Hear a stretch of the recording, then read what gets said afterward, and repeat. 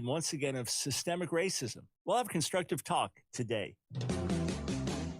It's time for The Line of Fire with your host, activist, author, international speaker, and theologian, Dr. Michael Brown, your voice of moral, cultural, and spiritual revolution. Michael Brown is the director of the Coalition of Conscience and president of Fire School of Ministry. Get into The Line of Fire now by calling 866-34-TRUTH. That's 866-34-TRUTH. Here again is Dr. Michael Brown. Thanks for joining us today on The Line of Fire. Michael Brown, delighted to be with you. We're going to have a constructive talk today. We're going to talk through more difficult issues. Why? Because I'm looking for controversy? No. Because I'm trying to get people upset? No. But so we can pursue truth together. We can pursue harmony together. We can pursue unity together. We can pursue justice together. If we don't model it and lead it as followers of Jesus, how can we expect the world to do it? Michael Brown, welcome to The Line of Fire. Here's the number to call, 866-348-7884. That's 866-348-7884. I want to lay out my own position on race issues in America today for those just tuning in or those who haven't heard me comment on this. Then I want to talk about a recent report from San Francisco, take you into a book that deals a little bit about the history of some laws in America, and then get your feedback. Get your own take based on your own life, your own education, your own experience. Fair enough? So let me lay things out plainly. And let me make the full statement before you respond to it. I believe that race is being used today in a very divisive way to deepen division, to destroy the fabric of our society, that in many ways in our schools and in the media and politically, it's being used as a wedge issue to divide us rather than a way to call us to work together for the betterment of all people. I wholeheartedly differ with any education that makes one group of kids feel guilty or inferior, or identifies one group as the victim group and the other group as the perpetrator group. I completely oppose that. At the same time, I absolutely stand for a fair and honest telling of our history, the beautiful with the ugly, the good with the bad, let the whole story be told. I believe that America, in many ways today, compared to much of the rest of the world, is not a racist country. All right. Now, let me make the whole statement. All right. That overall, especially when you compare us to other countries, overall, that today as we function, we are not a racist country, and that there is great opportunity for people of all color and all background to succeed in America in virtually every area of the society. At the same time, because of our history, there are things that remain today that are unequal. Now, I do not believe that the goal is equal outcomes. That's not even a biblical goal. The goal is equal opportunity, and then people do with it as they please, be it in business, be it in salvation. I'm talking about just general principles.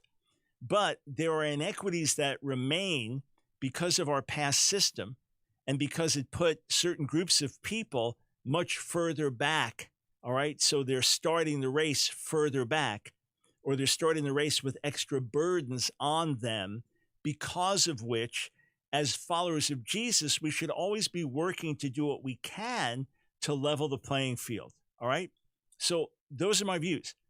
Do I believe America is systemically racist, as in a conscious way, American laws, American institutions are trying to keep Black Americans down or others down? No.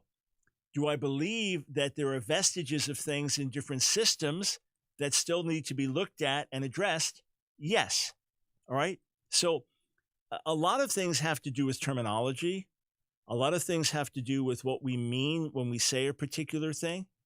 And I'm not trying to get everybody mad at me. You know what I'm saying? Get people on the right, on the left, on this side and that side mad at me. I'm trying to assess things honestly. All right. So here's what brings this up. And it brought up another discussion with myself and a colleague where we often discuss race issues, me as a white brother, him as a black brother. This has been widely reported, but here I'm reading from the Washington Post. A black couple says an appraiser lowballed them, so they, quote, whitewashed their home and say the value shot up. So in short, what happens is they move into San Francisco, or they move into their house, right? They get it appraised, they know what it's worth, they put a lot of money into it, get it appraised again, okay, they put even more money into it, and then are expecting a certain appraisal and are shocked when they hear how low it is.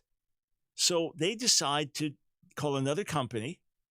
They remove anything in the house that's black, pictures of black family or artwork or anything like that. Have a white couple call for the appraisal, say they own this house, put their own family pictures in there, and the appraisal went up $500,000 from like $1 million to $1.5 million. Now you say, well, there are other things going on, other factors. I'll just share the report with you, okay? I'm going to share the article.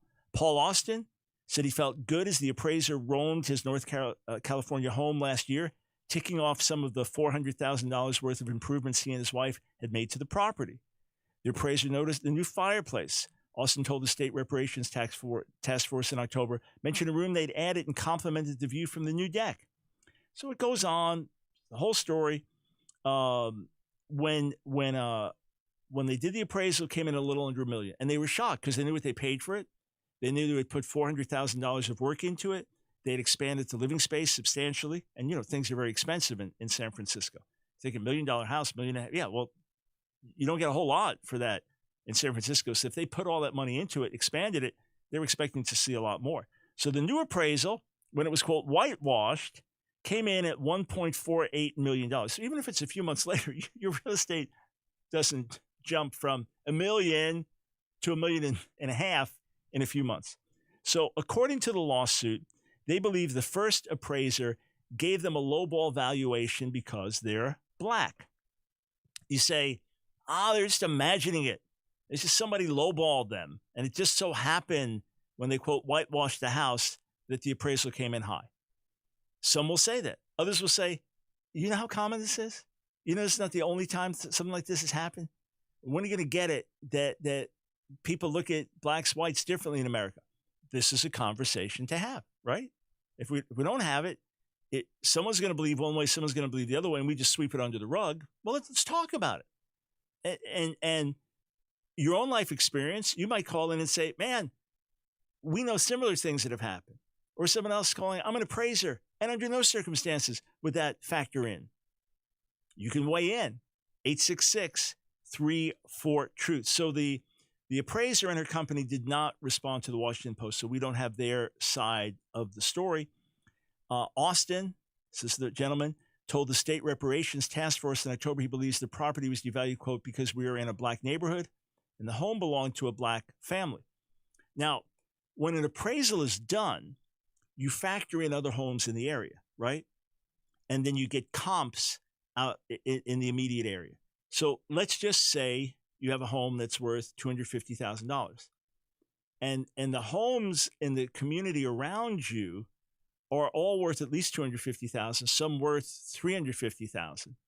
And similar houses, so same size, same property in the surrounding area, so outside of your immediate neighborhood, they're worth $275,000, $300,000. Oh, well, your house will appraise, no problem. You got $250,000 plus. In other words, it's in a neighborhood that can sustain that value, because generally speaking, let's say you're looking to buy your dream home. It's $200,000, it's $500,000, $2 million, whatever it is.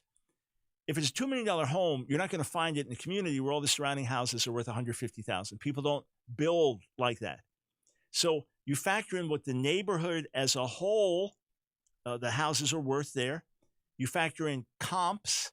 So what houses of similar comparative structure size, what they're selling for, newness, enhancements, things like that, what they're selling for nearby. And you can say, hey, we can justify an appraisal list. So we go through your house, and based on the house itself, it's worth $300,000. The neighborhood, it's actually even more expensive houses, so that lifts yours up some. Just like if the neighborhood was way, way, way down, it's going to drag yours down because people don't want to spend that much money in a neighborhood like that. The fact is that the second appraisal comes back radically different. That's the big thing. In other words, if the neighborhood brought it down, black or white, Hispanic, Asian, doesn't matter, the neighborhood brought it down, well, the next appraisal would reflect that. So why the disparity? If I was this couple, if I was a black couple and this happened, and we whitewashed the home, and it appraised with a white couple afterwards, and they got this massive appraisal, I'd be thinking the same thing they would. I'd be thinking something's not right here. According to the article, other black homeowners have reported similar experiences. The value of a woman's Indiana home more than doubled between appraisals last year after she stripped it of all evidence that it was owned by a black person, and a white family friend stood in as the homeowner. Earlier this year, a black family in Ohio removed family photos, artwork, and their 6-year-old daughter's superhero pictures, replacing them with belongings their white neighbors offered up. The appraised value of their home went from $465,000 to about $560,000. 2018 study by the Brookings Institution found that homes in black neighborhoods in U.S. metropolitan areas were undervalued by an average of $48,000, amounting to $156 billion in losses. Now, were they undervalued because the neighborhood had more crime, because of lack of access to other amenities, or simply because, well, if it's black, it's worth less, just like it costs less to adopt a black baby than a white baby? So are there unconscious prejudices? Are there things built in a system that are still there? Are these just random examples that we don't have enough data on? These are the kind of questions we have to ask. Because if this kind of stuff is still going on a regular basis in America, that's absolute injustice. And that's something that needs to be called out. If there's more to the stories than meets the eye, if there's something in a larger system that needs to be addressed, fine. Or if this is illusionary and just another attempt to divide, well, then what are the facts that we're missing? So that's why I want to talk about these things, because, again, if we don't talk, either we sweep stuff under the rug or we end up fighting each other. We end up just, again, if we don't talk about it, if we don't talk it through, either we sweep it under the rug or I believe the worst, you believe the worst, and we polarize. We end up fighting. So instead, we're going to have a constructive conversation. This is a safe place to do it. 866-348-7884. I'm going to go to the phones as soon as we come back. So now's a good time to get in. And then want to share an interesting perspective from my black friend. And then a book he recommended. I want to read a bit of that, beginning of that book, The Color of Law, by a Jewish scholar. We'll be right back.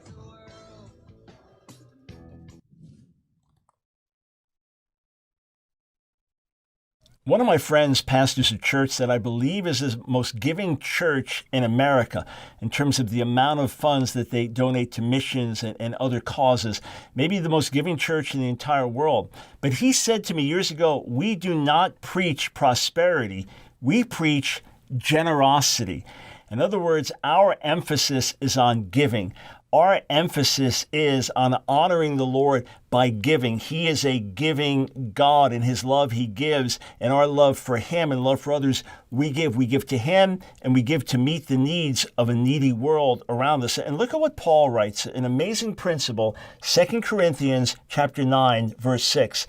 The point is this: whoever sows sparingly will also reap sparingly. Whoever sows bountifully will also reap bountifully. So here, let's just look at it in financial terms. If I've got a dollar bill in my hand and I'm holding on to it because I need that dollar, I want that dollar, I have to have that dollar, I've got to pay a toll and I need that dollar, right? Well, you can't take it from me. My hand is closed.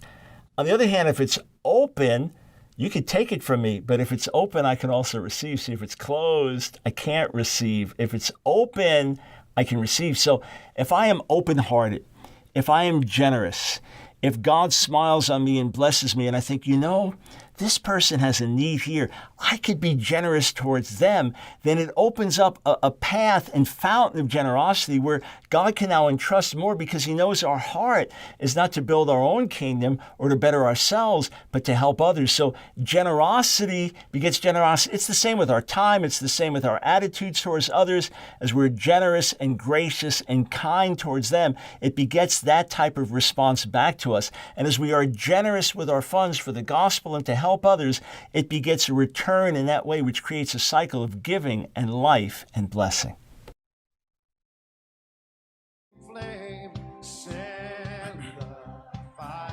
It's The Line of Fire with your host, Dr. Michael Brown, your voice of moral, cultural, and spiritual revolution. Here again is Dr. Michael Brown.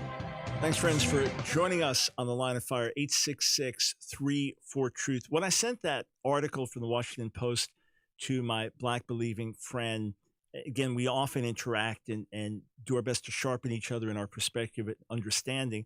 He was familiar with the story and wrote back to me, "This is what CRTers mean about systemic racism." I think we've got his quote we can put up for you. This is what CRTers, so critical race theorists, mean about systemic racism, meaning racism in the systems of this nation. It's not a false narrative.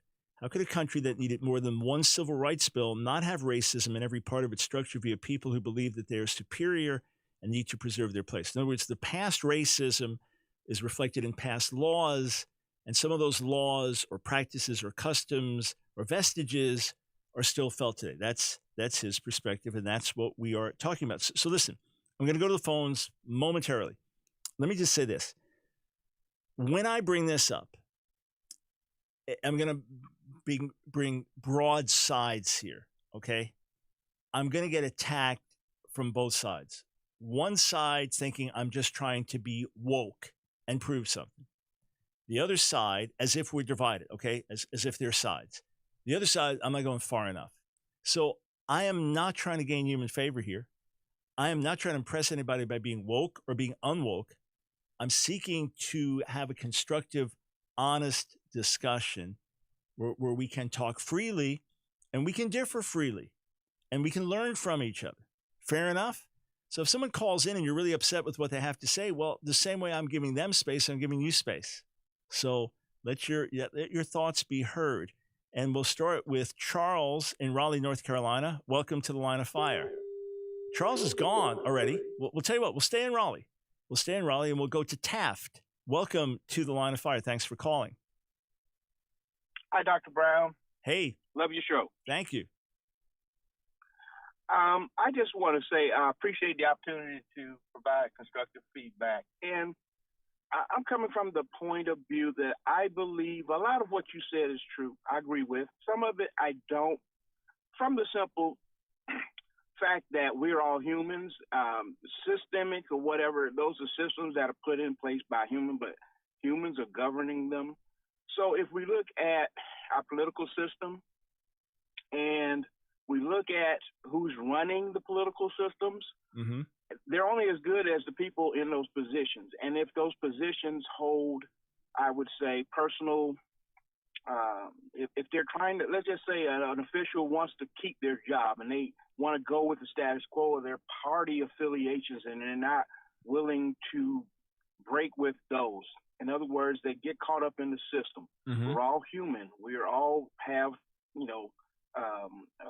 faults. Okay, we're not perfect. We're all growing.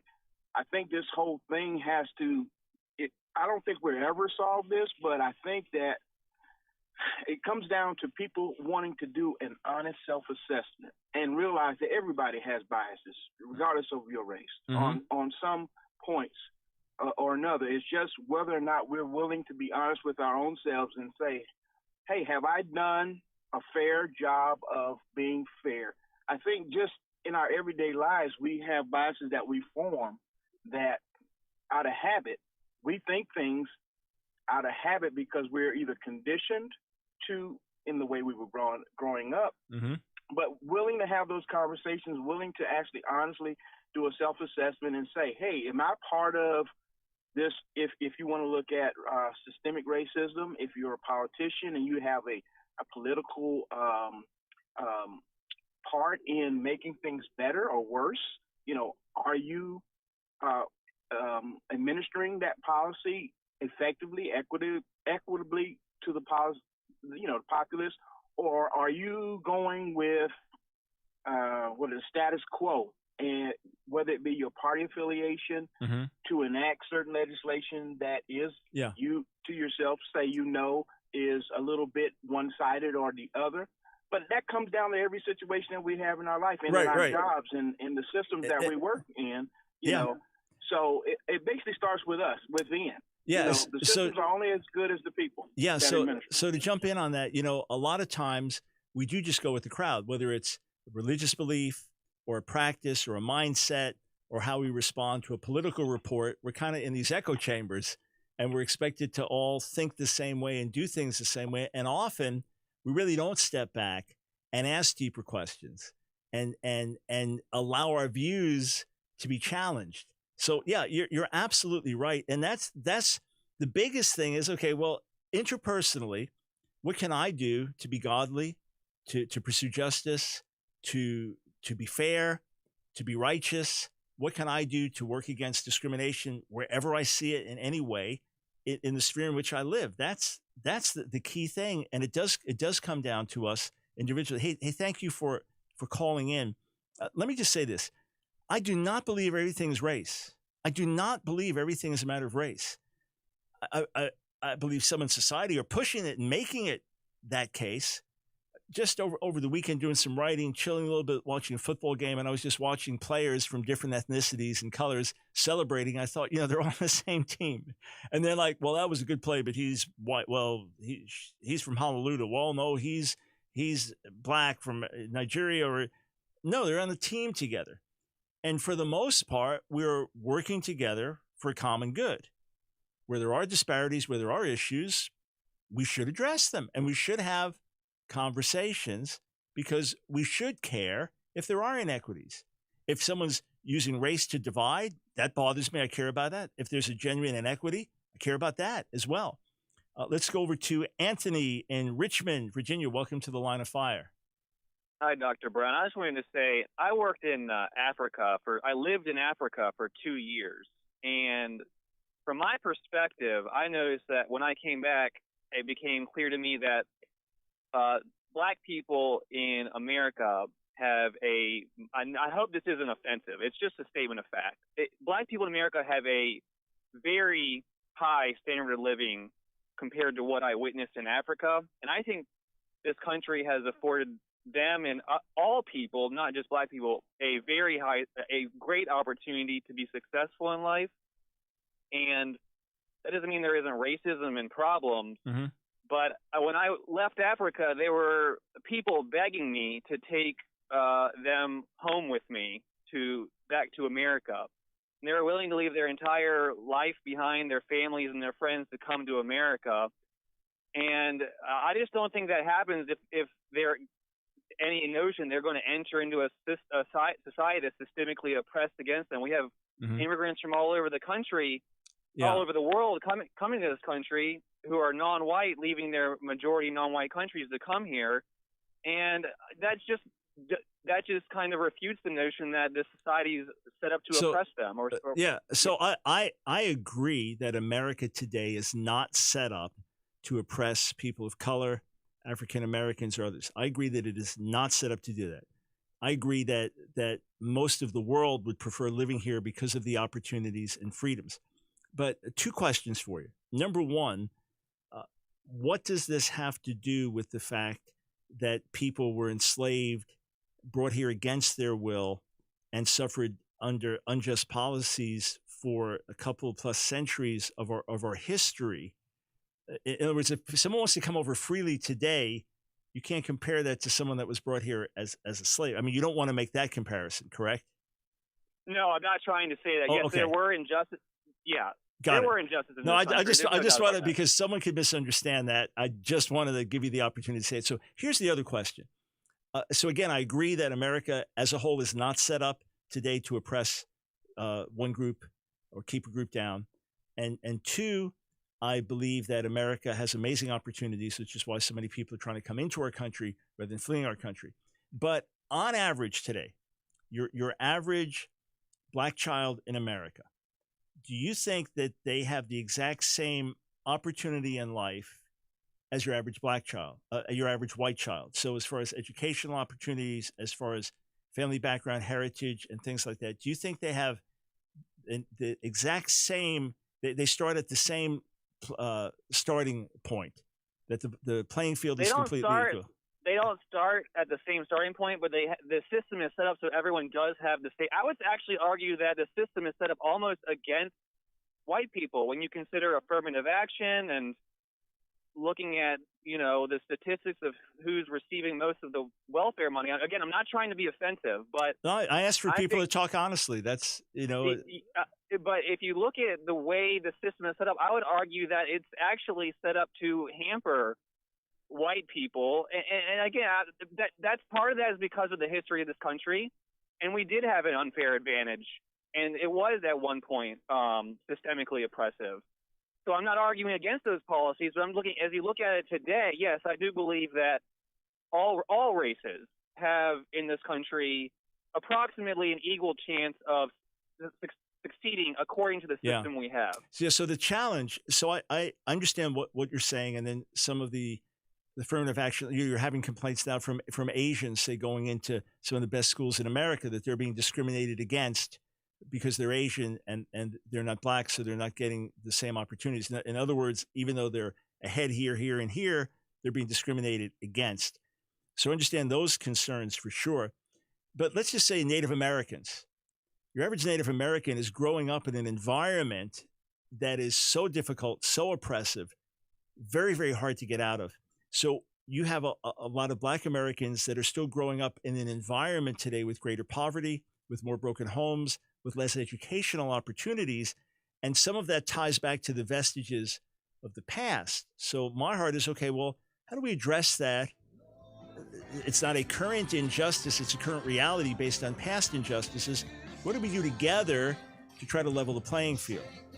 And if you differ with Anthony said, as we gave him space to speak, you've got space to speak. 866-34-TRUTH. Much more to come. Oh, and an update from Canada. You got to hear this. Thanks.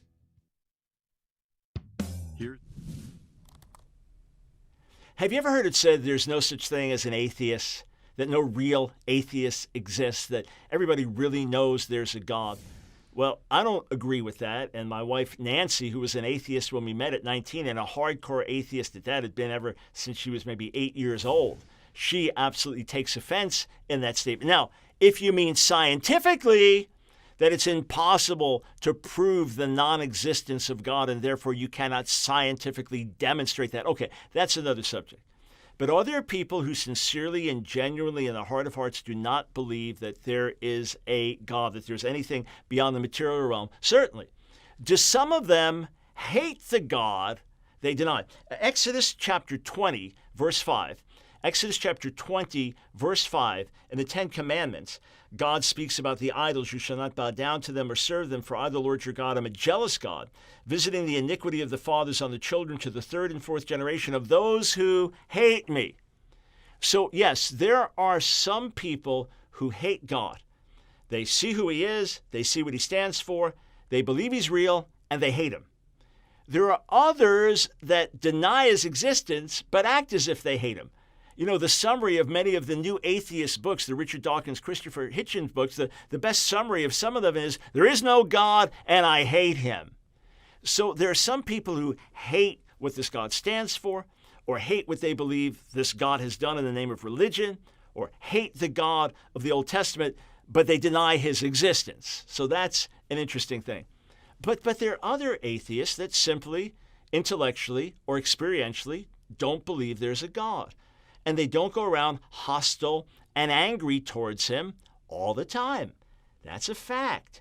And there are others, and I want to appeal to this, who I believe have a very high and lofty view of God and think that if this God existed, who was so good, who was so perfect, who was so powerful, he couldn't possibly allow the suffering and pain in this world. He would have to intervene more than he has. So I believe for some atheists, their rejection of God is because of a pain in their heart, not so much an anger, but they prayed and didn't find an answer, that they once believed the Bible, but it seemed in their critical, deepest, darkest moment that this God let them down, or they just hurt so much for a hurting human race, they can't understand how an omnipotent, loving being with all wisdom and all foreknowledge could let this happen, let a world be like this. So I believe there's much to appeal to in those people and to say the God you dream about is actually real beyond your wildest dreams. You just don't have the capacity to fully understand him.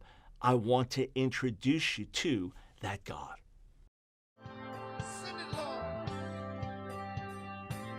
It's The Line of Fire with your host, Dr. Michael Brown. Get into the Line of Fire now by calling 866-34-TRUTH. Here again is Dr. Michael Brown. Friends, we are committed to solid conversations here where you have the right to offend me and I have the right to offend you by speaking what we understand with grace, with maturity, with love, with respect. But hey, if you can't speak freely to me, and if you can't speak freely in this setting here, then where are we going to have these conversations, right? Where are we going to have these conversations? 866-34-TRUTH. I'm going to read you something quickly, then going straight back to the phones. First, yesterday I had on a guest from Canada talking about a horrific bill that was about to pass. He was hoping it would get a hearing in the Senate, and it passed unanimously. Basically, while we were talking, within minutes of that, it passed. And it bans throughout Canada for all ages, so-called conversion therapy. And the way it breaks down is, if you're a man with unwanted same-sex attraction and you want to get professional counseling, or you want to go to a pastor to get help to work these things through and pray them through, illegal. So I wrote about it. Go to my website, askdrbrown.org. You can read it. It's the latest article, askdrbrown.org. You want to read it and share it. I've already been told there will be legal pushback. There will be cases brought to challenge this, but it is shocking, and the same thing could happen in America if we're not vigilant. So go to the website, askdrbrown.org, and check out the article. All right, let me read this to you. This is from Richard Rothstein's book, The Color of Law, which a friend recommended to me yesterday, so I downloaded it. Just from the preface, I've only begun to get into the book. Some of you will be familiar with the contents. Richard Rothstein writes this in his preface. When, from 2014 to 2016, riots in places like Ferguson, Baltimore, Milwaukee, or Charlotte captured our attention, most of us thought we knew how these segregated neighborhoods, with their crime, violence, anger, and poverty, came to be. We said they are, de facto suggested, that they result from private practices, not from law or government policy. De facto segregation, we tell ourselves, has various causes. When African Americans move into a neighborhood like Ferguson, a few racially prejudiced white families decided to leave. And then as the number of black families grew, the neighborhood deteriorated and white flight followed. Real estate agents steered whites away from black neighborhoods and blacks away from white ones. Banks discriminated with redlining, refusing to give mortgages to African Americans or extracting unusually severe terms from them with subprime loans.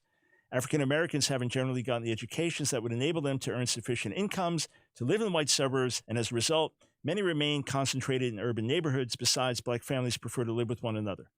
Rothstein says, all this has some truth, but it remains a small part of the truth, submerged by a far more important one. Until the last quarter of the 20th century, racially explicit policies of federal, state, and local government defined where whites and African Americans should live.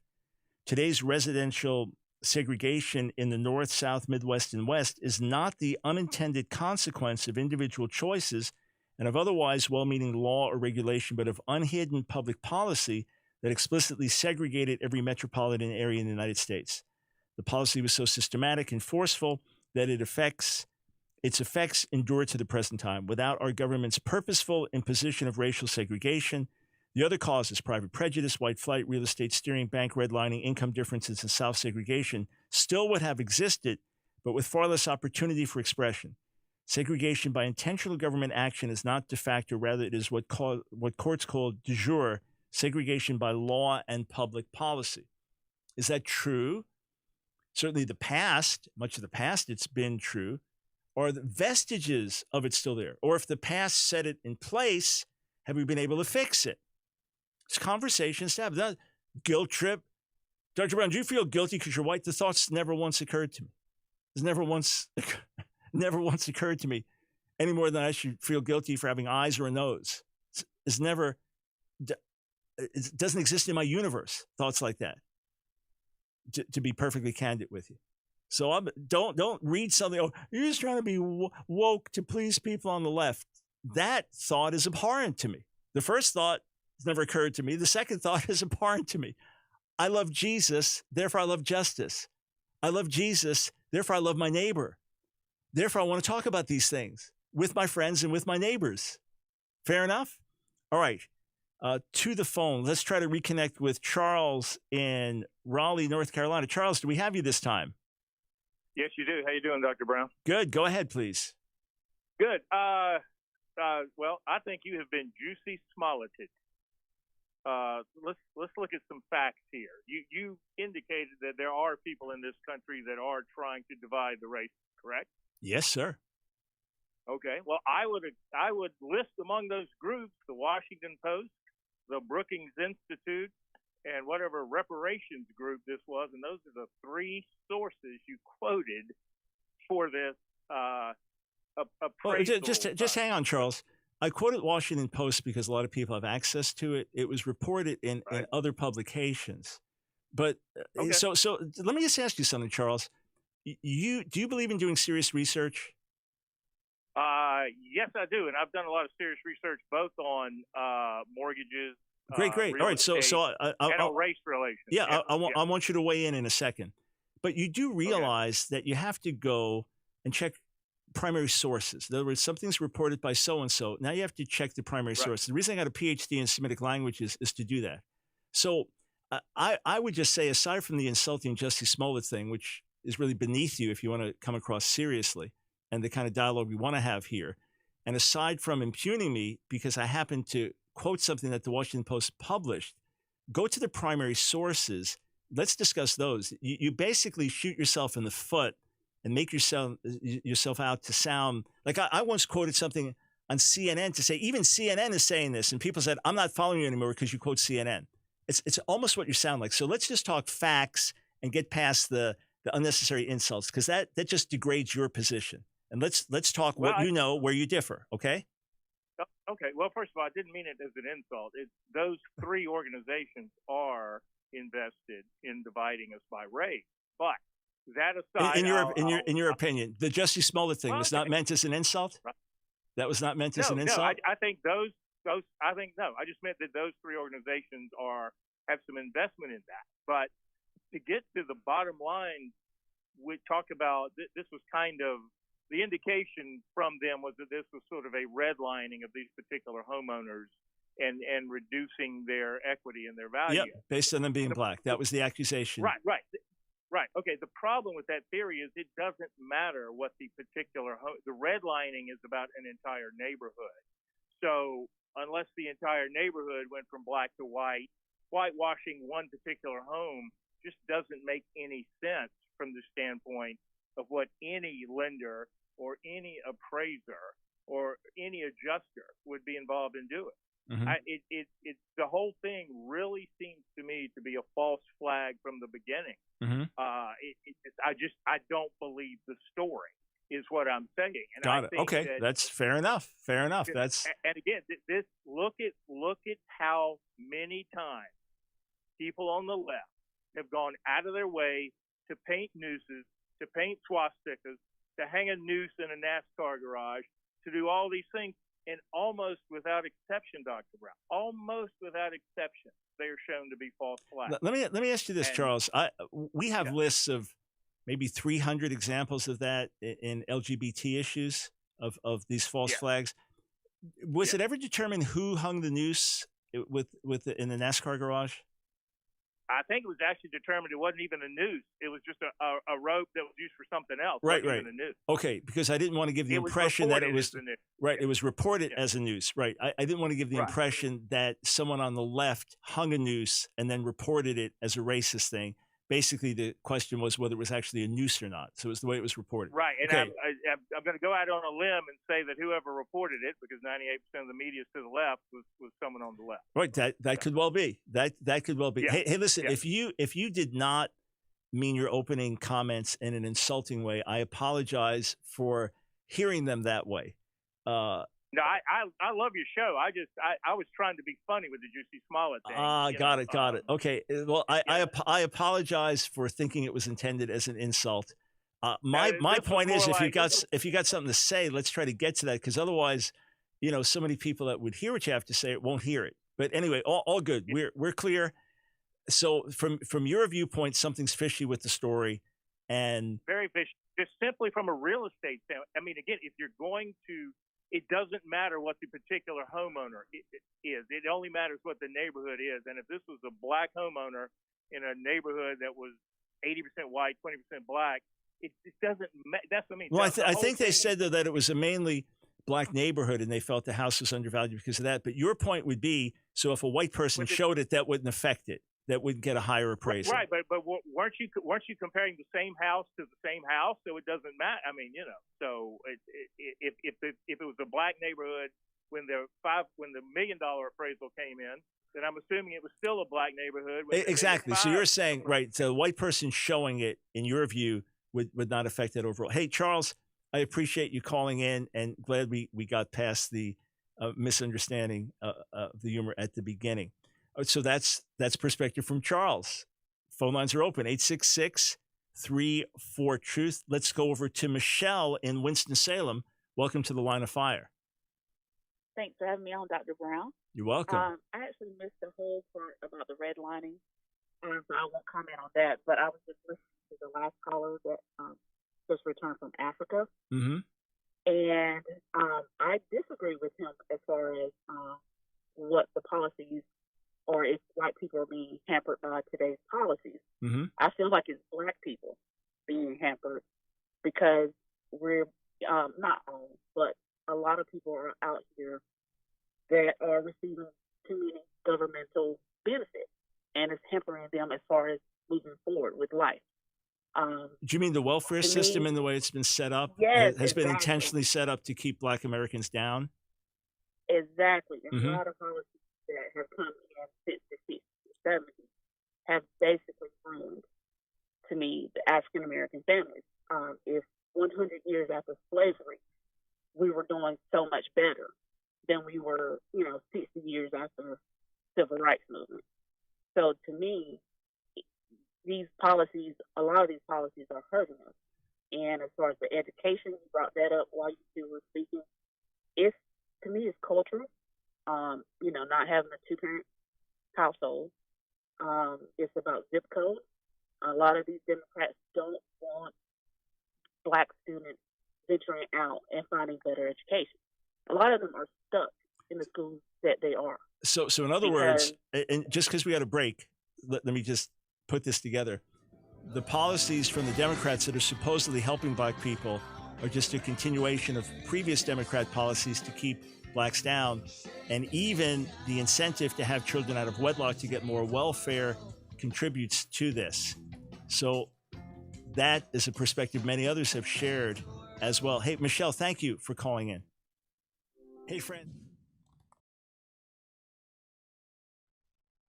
Sometimes we hear carnal prosperity preachers emphasizing the law of sowing and reaping, and you reap what you sow and things like that, and sow a big seed in and get a big gift. And there are emphases that can be carnal. There are emphases that can be wrong. There are emphases that can simply be tools of fundraising. At the same time, we know that the Bible does speak about sowing and reaping. We know that that's what God established in creation and everything bearing fruit after its own kind. And Paul wrote this, Galatians chapter 6. He laid out something very plainly. Galatians 6, 7 and 8, do not be deceived. God is not mocked. For whatever one sows, that will he also reap. For the one who sows to his own flesh will from the flesh reap corruption, but the one who sows to the Spirit will from the Spirit reap eternal life. These are spiritual principles that are fixed and real. You may not be able to see the immediate correlation every single day, but over the course of a lifetime, you will see that when you sow to the flesh, when you give yourself to the things of the flesh, when you follow the ways of the flesh, when you practice the sins of the flesh, you will ultimately reap destruction, either in this world or the world to come. When you sow to the Spirit, you sow in obedience, you sow in love, you sow in holiness, you sow in honor, you sow in faith. When you sow to the Spirit, you will reap blessing from God in this world and in the world to come. It may not always be the way that we think it should be, and it's not as immediate as, well, I gave $10 in the offering, I get $1,000 back, in these carnal ways of understanding it. Yet there are spiritual truths. If you sow with tears, you'll reap with joy. I encourage you, sow to the Spirit, sow to biblical principles, sow with faith, sow with generosity in the whole of your life, not just money, the whole of your life, and you'll reap what you sow. You really will. International speaker and theologian Dr. Michael Brown. Your voice of moral, cultural, and spiritual revolution. Get into the line of fire now by calling 866-34-TRUTH. Here again is Dr. Michael Brown. Thanks, friends, for joining us on the line of fire, 866-34-TRUTH. I want to go right back to the phones to get in as many calls as I can. We'll go to Christopher in Fort Worth, Texas. Welcome to the line of fire. How are you, Dr. Brown? Doing well. Thank you, Christopher. Hey, I'm a person of color, middle class, 38 years old, conservative. I grew up pretty tough, just as a quick summary. I think the main issue surrounding the community of people of color, I hate to say black because I don't even like that term, period. Mm-hmm. I think it's an identity crisis going on. And we're plagued by low self-worth. And a lot of proponents of things that contribute to that would be the constant portraying of black people in a negative light in so many different ways. You know, it's always surrounded by poverty, crime, victimhood, you know, and I follow a lot of conservative channels, and including yours. And a lot of times when the issue of race comes up, it's almost as if the black community is used as a marketing demographic for the left. And could you explain that? What you mean by that? A marketing demographic, like it's a like a tool used by them to pretty much create this idea or this narrative that it's just so bad in the black community, and they're just targeted by so many different things, so much so that you know it's a narrative that's got it. You know got it. Oh, okay. Yeah, I mean it's far into my way of thinking, but go ahead. Yeah, go ahead. Right, and that's the tool. It's in Hollywood, it's in the movies, it's in the TV shows. It's constantly using that idea to promote, you know, a narrative. And that narrative, I believe, is a narrative that they use in order to pretty much present themselves as the savior of the black community on the far left or the left. You know, I wouldn't say got it. Democrat spirit. Got it. Yep. But it's an identity crisis in the community, and that's because, you know, a lot of people are proud of their heritage. They have this rich history and this, that, and the other. There's not much you can really stand on as a person of color in the U.S. to be proud of. You know, it's that plays a part that contributes to low self-worth. In terms of a sense of history, right? In sense of history, right. And period, because a lot of negativity is surrounding that term in every single media outlet that I'm exposed to on a day-to-day basis. But I think that the media is the perpetrator. They're also contributing to these stereotypes of black people as a whole. We're always constantly identified as a collective. We're never looked at as an individual. And typically when I interact with people of different races, you know, there's always a stereotype that I would have to, you know, either show that I'm not a part of that stereotype or combat it in some type of way and say, hey, well, this is not me that you're assuming that I am. So this is still part of your ongoing experience that you feel you're stereotyped.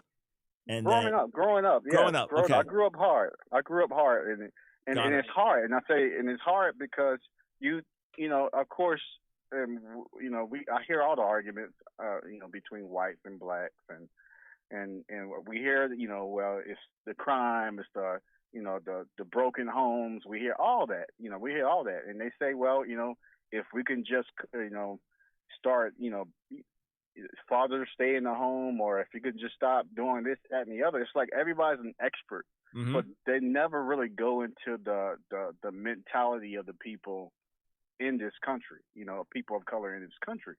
You can say, well, there's opportunities out there, and yes, there are opportunities, but the opportunity can be, you know, taken advantage of depending on your mentality going into it. Yeah, You know, I'm trying to find something now as we're speaking. I'm actually having to look this up on my phone, but there's a book that I got years ago and started to read with interest. Let me just see if I can find it. It's definitely of relevance to our discussion here. I thought it was called Brainwashed. I may have it wrong, but it was an African American who had a major advertising company and talked about wrong ways of thinking. And every one of us, from whatever our background, ethnicity, history, we have some right ways of thinking. We have some wrong ways of thinking. And to the extent that we know who we are in God, and we have a sense of confidence and purpose and calling, a lot of things are overcome. But there are a lot of narratives out there, a lot of things that are being pushed. How do we live these things out? A big question. Hey, something to continue to talk about. But thank you for weighing in. I appreciate it. And again, I'm not looking for a right or wrong outcome here. I'm looking for a discussion perspective. We go to Angelo. No, not Angelo. Let's go to Marie in Gastonia, North Carolina. Welcome to the Line of Fire. Hi, Dr. Brown. Hey. How are you? Just fine. What's on your mind, Marie?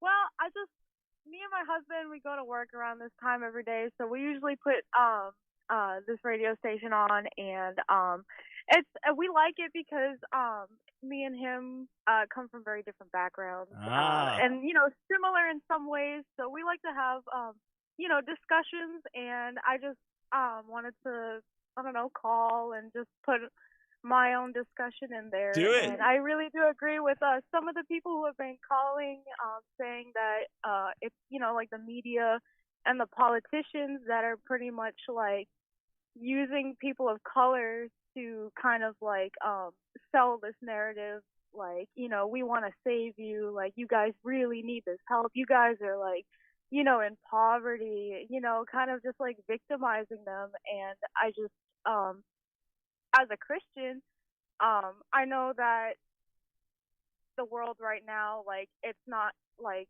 gonna get any better. It's just gonna keep going down the tubes until Jesus comes back. Are you sure? Are you sure about that? Are you totally sure the Bible teaches that? Well, I know in the Bible it says that before Christ comes, like, it mentions like the birth pangs will get more closer Right. together, meaning that as like the closer we get to it, some things that I don't that's not to Well, say here, that, let me just jump in and say this. Three things. One, the scripture, there's a lot of debate in terms of exactly how to understand future prophecy. But for sure, the Bible talks about great calamity. It also talks about great outpouring, great harvest. But in fact, I'll just say two things. The second thing is, if everyone had the mentality things are only going to get worse before Jesus comes, well, if they had the mentality generation back, generation back, generation back, generation back, we'd never do anything. We'd never have any improvement. What if the Lord doesn't come for 200 years and the next 100 years is the greatest in American history, and then there's an apostasy? Or what if there's outpouring and apostasy at the same time taking place? So that's, I just don't want to buy into the pessimism. I mean, why are well, we? No, I wasn't trying to be pessimistic. I was actually going to say that that's not to say that like the world is in complete despair right now, and that it's Okay. just like we don't have any hope, because we do have hope. And I think everyone says that Christianity is losing its followers, but Christianity like actually is gaining more followers.